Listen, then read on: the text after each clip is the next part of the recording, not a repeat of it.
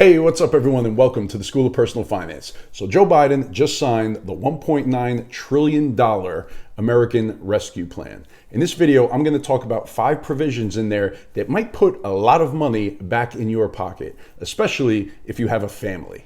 All right, let's get to it. Now there's so much in this bill that I can't possibly get to all of it in one video. So I'm going to go over 5 of the provisions that might really directly impact you. The first one is the one that you hear about. It gets the most press all over the news, and that's the $1,400 stimulus checks. So now if you are a single filer and your adjusted gross income, so now adjusted gross income, that is line 11 on your 1040, on your tax return.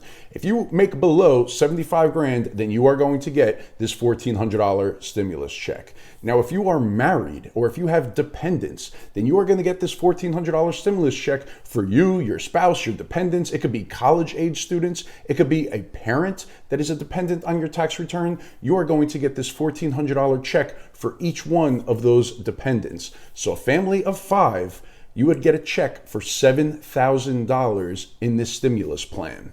Now, the income, the AGI, the threshold, it is $150,000. So if your AGI is below that, then you qualify. If your AGI is above that, there is a phase out period, which is $150,000 to $160,000. And then over $160,000, you do not qualify. And now the phase out for the single filers, it's between $75,000 and $80,000. So if you're over $80,000 of AGI, then you don't qualify. If you're between $75,000 and $80,000, then you get a reduced stimulus check. And they're basing this on your most recently filed tax return. So if you have filed 2020 already, that is what it's going to be based on. If you have not filed yet, then it will be based on your 2019 tax return. Now, if you filed 2020 and you are above these limits, you may still qualify if your income is then below in 2021. So if you're right on the cusp, there could be some strategies for 2021 to get your AGI below these limits, and then you could go ahead and file for the credit when you do your 2021 taxes.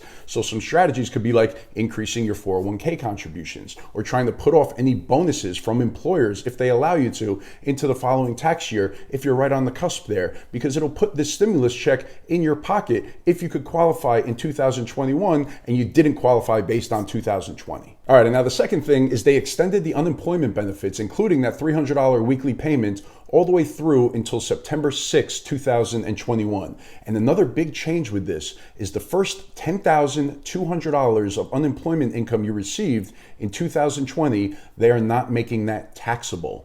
So this throws a wrinkle in things if you already did your 2020 tax returns and you filed them, because you would have paid taxes on that. So you would have to now do an amended return in order to get that money back into your pocket. And now you qualify for this if your adjusted gross income is below $150,000. All right, and now number 3, and this is a big one if you have children, is they increased the child tax credit for 2021. So what it typically is you get $2,000 in a child tax credit for kids ages 16 and younger. So they increased the age up to 17, so they included 17-year-olds, but now you get $3,000 for each child up to the age of 17. And for children under the age of 6, they increased it to $3,600. So that means if you have a 10-year-old, an 8-year-old, and a 5-year-old, that you will receive a child tax credit of $9,600, right? $3,000, $3,000, and $3,600, so a total of $9,600. That is a big child tax credit. And now in order to get this increase in child tax credit, the income thresholds, it's $75,000 for single filers and $150,000 for married filing joint filers. And if you're above those income limits, then you still may qualify for the old rules, the $2,000 per child. That is still based on the old phase-out amounts. So $200,000 for single, $400,000 for married filing jointly. If you're below those, then you would still qualify for up to the $2,000 tax credit, just not this enhanced tax credit. And now another interesting piece to this is they are going to start advancing this tax credit to you starting in July. So what they're going to do is they're going to estimate the total amount of your credit. They're going to take 50% of that, or half of that, and they are going to send it to you over 6 equal payments for July through December. So in that example where you're getting $9,600 in a child tax credit, the way that it would work is you would actually get half of that, which would be $4,800, broken down over the months of July through December. So $800 a month you'll get a check for those 6 months. And then the other half of it you'd be able to claim when you do your 2021 tax return, the other $4,800 child tax credit that you would be eligible for.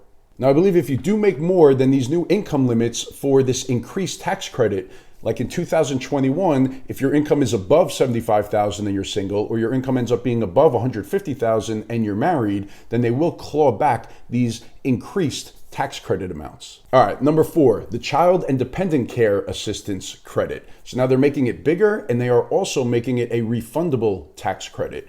So this is for children under the age of 13. For one child, it's up to $4,000, and for 2 children, it is up to $8,000. And now the percentage of your expenses that you're eligible for, it is dependent on your income. But anybody making $125,000 and below, they are eligible for up to 50% of their expenses. And then number 5 is student loan forgiveness. So in this bill, they put that any student loan forgiveness from January 1st of 2021 all the way through the end of 2025 will be tax-free. So any student loans that are forgiven will not be taxable. You know that this is a priority with the Biden administration, and this is probably just the first step in the path to forgiving some student loans. All right, everyone, that is it for this one. So much going on in this bill. I'm sure I will be back with an update as I continue to dig in and learn more, but it also is a reminder that you need a good accountant, that there's no way for you to know all of this and be able to take advantage of all these things if you just don't know about them. So get a good accountant, come up with a strategy, make sure that you qualify for everything, or that you're taking everything that you qualify for, and that you're getting all the money that you should be getting